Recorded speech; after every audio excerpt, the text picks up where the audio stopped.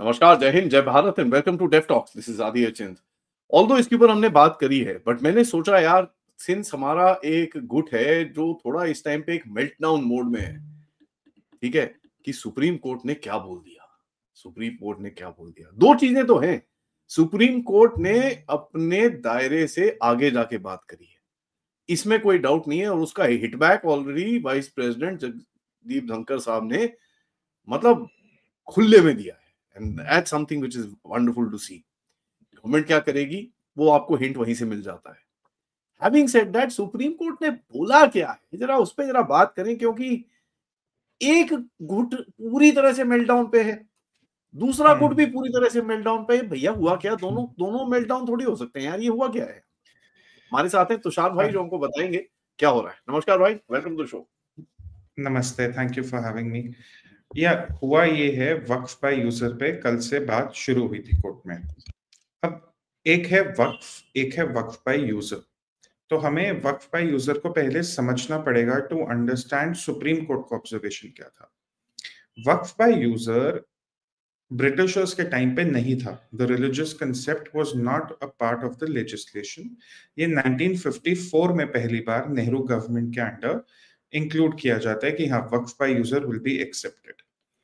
Waqf by user क्या है? Whenever you hear waqf by user you think verbal declaration. For instance, मैं एक park में जा रहा हूँ, मैं कह रहा हूँ इस पार्क में मुझे ऐसा लगता है कि 500 या 1000 साल पहले कोई प्रेयर की जाती थी, या इस पार्क का एक चैरिटेबल यूज किया जा सकता था। वो कोई भी पार्क हो सकता है, शायद कश्मीर का मुगल गार्डन हो या राष्ट्रपति भवन का मुगल गार्डन हो, कोई भी मुगल गार्डन, फर्क नहीं पड़ता, कोई भी प्रॉपर्टी हो। I can say because it was being use for a religious और अ चैरिटेबल पर्पस, मतलब एक रिलीजियस या चैरिटी के काम से उसको इस्तेमाल कर रहे थे, तो ये वक्फ प्रॉपर्टी होनी चाहिए। प्रॉब्लम यहाँ ये आती थी, इसमें आपको कोई पेपर वर्क नहीं दिखाना, कोई प्रूफ नहीं देना। ये बहुत बड़ी प्रॉब्लम थी। अब नेहरू ने तो इंट्रोड्यूस किया तो किया। अब हुआ क्या, over the period of time अगली बड़ी एक्ट जो बनती है वो 1995 में बनती है। उसमें आपका सेक्शन 40 आ जाता है और ट्राइब्यूनल्स की पावर डिफाइन हो जाती है। 95 में जो सेक्शन 40 था वक्फ एक्ट का, वो कहता था कि अगर वक्फ को लगता है कोई जमीन उनकी है, वो उस पर इन्वेस्टिगेशन कर सकते हैं, उस पर रिसर्च कर सकते हैं, they can notify it as a waqf property. और वक्फ ट्राइब्यूनल्स को इतनी पावर दे दी कि भाई उनका जो डिसीजन होगा वो बाइंडिंग है, वो फाइनल है। आप कोर्ट चले जाओ पर आपके पास पावर्स बहुत कम रह जाएंगी। ये 95 तक कर दिया। तो अब एक टाइमलाइन देखो, 54 में वक्फ बाय यूजर आता है, 95 में उसकी पावर्स और काफी इनहांस हो जाती हैं सेक्शन 40 के साथ और ट्राइब्यूनल की पावर के साथ। फिर आते हैं हम 2013 में। 2013 में थे आखिरी कुछ महीने यूपीए सरकार के, जब तक क्लियर हो चुका था that they will be voted out. कौन आएगा, कैसे आएगा, वो भी एक तरह से डिफाइन था, माहौल बन गया था उनके जाने का। 2013 की जो वक्फ अमेंडमेंट्स हैं, दुर्भाग्यपूर्ण उन पर ज्यादा बात नहीं होती, पर 2013 की वक्फ अमेंडमेंट्स ने 3-4 चीजें करी। पहला था उसमें कि उसमें इंक्रोचर्स की डेफिनेशन चेंज हुई। यूपीए सरकार ने सरकारी प्रॉपर्टी को भी इंक्रोचमेंट में डाल दिया कि the government can also be an encroacher to waqf. मतलब सरकार भी गलती से या जानबूझकर वक्फ की प्रॉपर्टी पे कब्जा कर रही है, और अगर कर रही है तो उनको 6 महीने में विकेट करनी होगी। यह था सेक्शन 104। फिर एक सेक्शन 107 है, वो 1995 में ही आ गया था, which is the applicability of the limitation act. Limitation act क्या कहता है? फॉर एग्जाम्पल, आदि का एक घर है, मैं आसपास घूम रहा था, आदि बाहर चला गया अमेरिका में 2010 में, एक एग्जाम्पल लेते हैं। 2011 में मैं उसका घर हड़प लेता हूँ इलीगली, तो आदि के पास 2011 से लेकर 2023 तक का समय है, 12 साल, कि एक रिकवरी सूट फाइल कर पाए मेरे अगेंस्ट कोर्ट में। 12 साल। सरकार कहती है अगर आपका किसने घर, प्रॉपर्टी, जायदाद, कुछ भी इमूवेबल प्रॉपर्टी है जिसको ईगली ऑक्यूपाई किया है, आप 12 साल तक कोर्ट में केस फाइल कर सकते हो। ये एक आम आदमी का राइट है। 1963 का ये लिमिटेशन एक्ट है। 1995 में डिसाइड हो गया था कि वक्फ पे ये एक्ट नहीं लागू होगा। वक्फ वाज गिवन एन एक्सेप्शन। इसका मतलब क्या?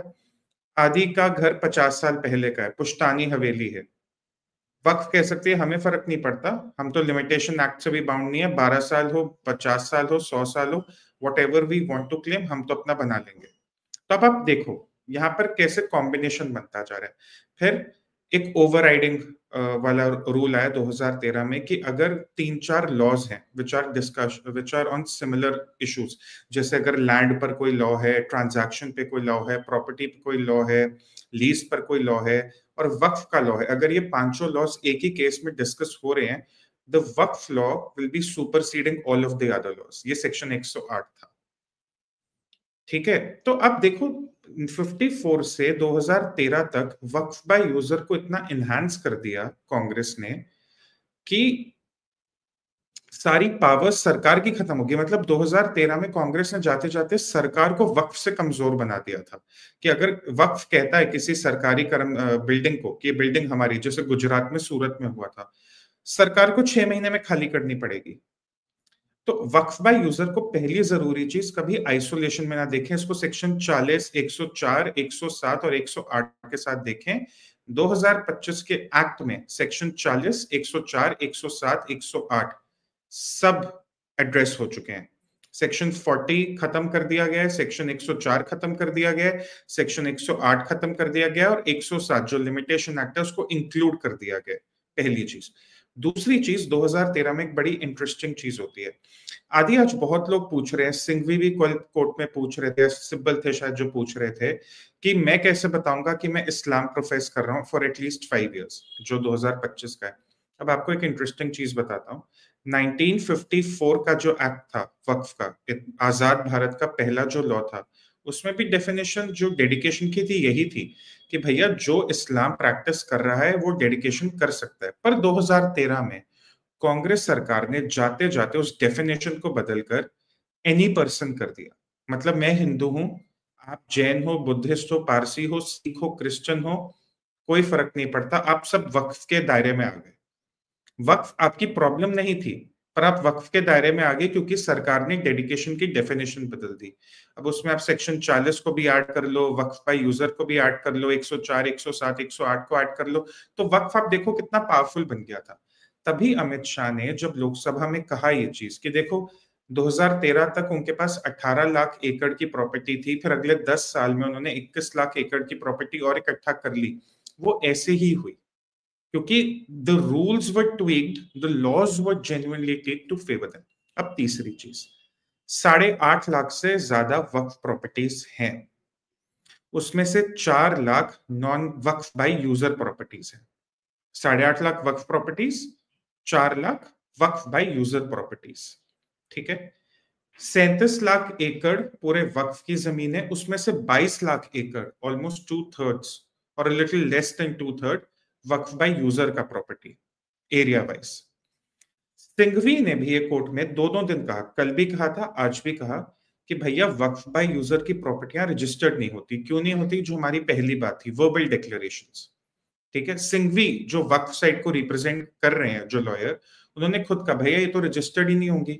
सरकार को भी ये चीज पता थी, तो सरकार ने 2025 में जब लॉ बनाया, उन्होंने एक बहुत सिंपल सा क्लॉज डाला, उस पर तब भी बहुत आउटरीच हुआ था। आई रिमेम्बर जब राहुल शिवशंकर ने उसको ट्वीट किया था पहली बार कि any property including the Waqf by user property which is registered with the exception of government properties, government property या सरकार को फर्क नहीं पड़ता, वक्फ प्रॉपर्टी नहीं हो सकती, रजिस्टर्ड हो ना हो, वो नहीं है। सरकार is very clear on that, but उन्होंने लिखा था रजिस्टर्ड, वो सबने चीज मिस कर दी और आज भी वही हुआ। आदि सरकार भी यही कह रही है, कोर्ट भी यही कह रहा है कि अगर आपकी वक्फ बाय यूजर की प्रॉपर्टी रजिस्टर्ड है तो हमें कोई दिक्कत नहीं है। इसमें सुप्रीम कोर्ट और सरकार का स्टैंड एक सा है। उसी बात को, उसी ऑब्जर्वेशन को सिंघवी ने रिप्लाई में कहा, पर सर बहुत तो वक्फ बाय यूजर प्रॉपर्टीज रजिस्टर्ड ही नहीं होंगी। That is the crux of the matter कि आपकी 4 लाख प्रॉपर्टियों का तो कोई कागज ही नहीं है। जैसे तमिलनाडु में वो गांव, कौन सा कागज है वक्फ के पास? कोई कागज नहीं है। रैंडम गुरुद्वारा साहिब को आप कह देते हो वक्फ प्रॉपर्टी है, कौन सा पेपर आपके पास? बिल्कुल नहीं है। ये जो वर्बल डिक्लेरेशन सेक्शन 40 का मिसयूज करके जितनी वक्फ में खुद को प्रॉपर्टीज डिक्लेयर कर दी थी, वो उनको नहीं ले सकते। That is what the act dealt with. Supreme court ने भी कहा कि कैरेक्टर नहीं बदलेगा उन प्रॉपर्टीज का जो या तो रजिस्टर्ड हैं या नोटिफाइड बाय गैजेटेड नोटिफिकेशन है, मतलब gazette notification, they have been through the court and they have been notified in the gazette कि वक्फ प्रॉपर्टी है। अब वो 4 लाख प्रॉपर्टीज जो है वक्फ बाय यूजर, वो तो पेपर वर्क के बिना है, तो वो तो परव्यू में आएंगी एक्ट के, स्टे और नो स्टे। तो वही सारी बात थी कि अगर 50% प्रॉपर्टीज जो आर्बिट्रली क्लेम की जा रही थी, they are still within the act, court is agreeing to the government has taken care of it, तो भाई मेल्टडाउन किस बात का? क्योंकि सब 2-3 चीजें जो मिस कर रहे हैं वो ये कर रहे हैं कि वक्फ, एक तो ओवैसी साहब ने भी ये चीज बोली थी पार्लियामेंट में कि कागज तो होंगे नहीं इन प्रॉपर्टीज के, तो भैया आप क्लेम कैसे कर रहे हो? क्लेम वो कर रहे थे सेक्शन 40 के थ्रू, 104, 107, 108 के थ्रू, वक्फ बाय यूजर के थ्रू, वो सरकार ने सारे हटा दिए।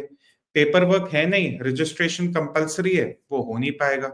कोर्ट ने भी कहा रजिस्टर्ड है तो आप करिए, एएसआई मॉन्यूमेंट्स भी सिक्योर हो गए। तो the government work in a very smart fashion कि देखो हम पूरा लॉ बनाएंगे, जिसके पास कागज है वेरी गुड, कोई दिक्कत नहीं है, आपका आपकी जमीन है, आपकी जमीन रहेगी, हमें कोई दिक्कत नहीं। पर अब आप आर्बिट्रली कहो कि ये तो हमारी जमीन है, वो नहीं चलेगा। हाँ, ये तो आज उसने भी, सुप्रीम कोर्ट ने भी यही चीज बोली है। हाँ हाँ, जो कुछ रजिस्टर्ड है अलग नहीं उसको बोला। तो छेड़ना है यार, उसको तो छेड़ने हाँ। की बात ही नहीं कर रहे भैंसिया। Why see, just to give an observation,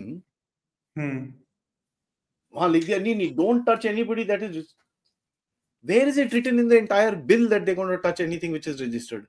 exactly. अच्छा, एक और चीज है, वक्फ बाय यूजर में ना कोर्ट ने भी एक, जो कल तक मुझे लग रहा था गलत चीज कर रहे थे, वो देख रहे थे वन साइडेड ट्रांजैक्शन। अरे कोई मस्जिद कैसे दिखाएगा कि हमारे पास पेपर वर्क है, नहीं है, क्या है? दूसरा एंगल अभी तक बात ही नहीं हुई कि चलो तुमने ये तो बता दिया कि मस्जिद के पास पेपर वर्क नहीं है, पेपर वर्क तो गांव के पास भी नहीं है। मतलब आयरनी देखो, सिब्बल कह रहा है कि मैं 3000 साल पुरानी वक्फ डीड का कागज कहां से लाऊंगा, पर पर आप 3000 साल पुरानी प्रॉपर्टी जब क्लेम कर रहे हो, तब कौन सा कागज मांग रहे हो आप या दिखा रहे हो आप?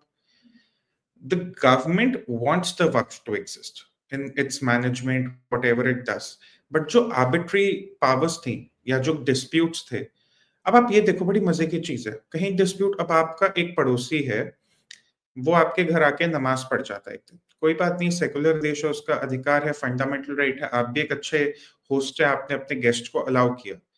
3 महीने बाद बोलते हैं भाई यहाँ पर मैंने प्रेयर की थी, ये तो मैं वक्फ को डेडिकेट करना चाहता हूँ। तुम कहोगे भाई कैसे, मैं तो हिंदू हूँ, मुसलमान भी नहीं हूँ, ये तो प्रॉपर्टी मेरी है। वो कहेगा नहीं, 3 महीने पहले मैंने यहाँ प्रेयर की थी, वक्फ बाय यूजर का लॉजिक लगाओ, ये तो मेरी प्रॉपर्टी हो गई।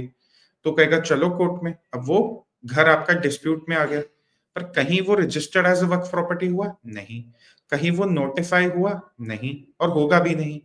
और आगे भी अब जो एक्ट बना है उसमें सरकार कह रही है मुझे हिंदुओं, हमें पता है हिंदू नहीं करता इसे डेडिकेट, अगर किसी को करना है तो आप इस्लाम 5 साल प्रैक्टिस करिए या उसको विल कर दीजिए, जैसे हर कोई विल करता है एक चैरिटेबल ट्रस्ट को। तो all of this has been address. तो आज वो मेल्टडाउन मुझे समझ नहीं आ रहा था, कई लोग कह रहे थे शरिया कोर्ट है, ये कोर्ट है, वो कोर्ट है। I mean one can understand this is judicial overreach, courts को नहीं पढ़ना चाहिए, बट कोर्ट ने एक और चीज कही, कोर्ट ने सारे पिटिशनर्स को कहा भैया तुम अपनी पिटिशंस में से 5 मेन पिटिशंस डिसाइड कर लो, हम उसी को एड्रेस करेंगे। ओएसी कोर्ट के इंटरिम ऑर्डर के बाद बाहर आके कहते हैं नहीं नहीं, अभी तो और भी बहुत क्लॉजेस है जिसके अगेंस्ट हमें बोलना है, हम बहुत दुखी हैं, ये है वो है। मतलब सिंघवी दुखी है, ओएसी दुखी है, वो किसी को नहीं दिख रहा, बट आउटरीच के बहाने सबको बस चिल्लाना है कि अरे गलत हुआ, ये हुआ, वो हुआ।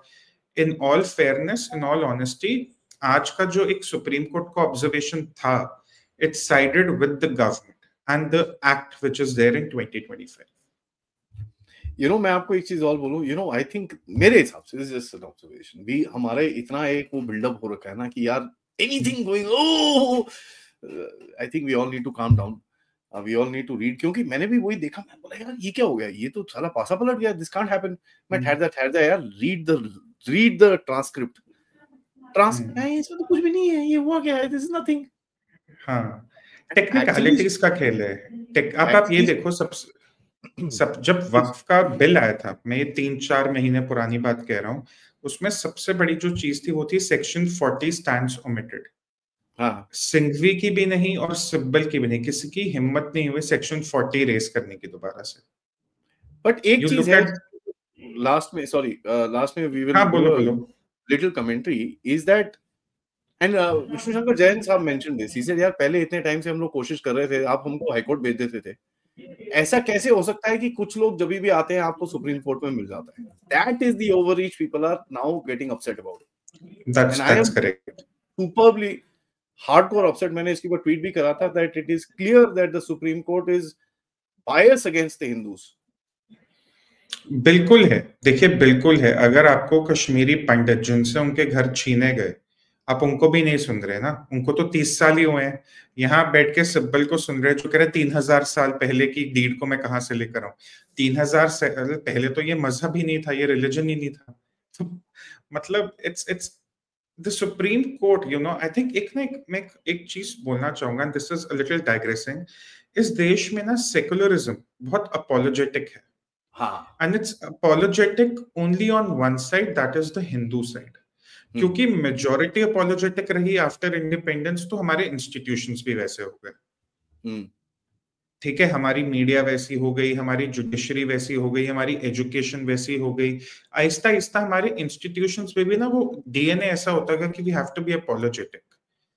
तो ये एक प्रॉब्लम है। एंड मैं एक सिंपल चीज कहूंगा, 1947 में Hindus and Sikhs and a lot of other smaller communities gave up their land for the creation of East and West Pakistan. जी। 7 साल बाद फिर why did Nehru introduce a new Waqf Act with Waqf by user? I think this is something everyone should ponder about. कि तुम हिंदुओं से पहले उनका land लो, नए 2 देश बना दो। मैं तो कहता हूँ पाकिस्तान और बांग्लादेश भी आज एक तरह से वक्फ की डीड्स ही है हमारी, हिंदुओं को जबरदस्ती देनी पड़ी। I mean, on a lighter note, but नहीं, सही बात why है, then? लाइटर नहीं है, दिस इज द रियलिटी यार। अभी आप This we is can laugh right. About it, but ये हमारी चला गया हमारी ना, अब तो मैच्योरिटी वापस है, नहीं आएगा।